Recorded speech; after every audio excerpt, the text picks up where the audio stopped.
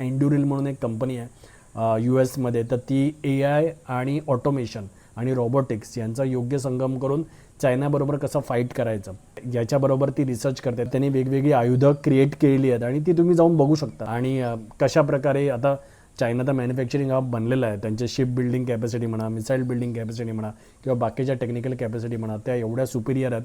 तर त्याच्याबरोबर आज US ला फाईट करणं डिफिकल्ट होतं आहे. ओके, सो इमॅजिन करा जर इंडियाची अवस्था आज कुठे आहे त्याच्या बाबतीत.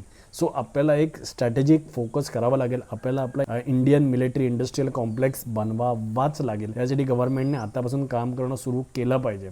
आणि हे जर आपण करू शकलो ना, तर एक 10, 15, 20 वर्षानंतर आपल्याकडे एवढ्या केपेबिलिटी होतील. उद्या जर आपले ज्या युद्धनौका आहेत, ओके, तर त्या आपल्या युद्धनौका असतील. आज आपल्याकडे आहेत किती, त्यासुद्धा आपण आयात केलेल्या असतात. काही रशियाकडून घेतल्यात, काही US कडून घेतल्यात. आपलं मॅन्युफॅक्चरिंग असं नाही आहे त्याच्यामध्ये.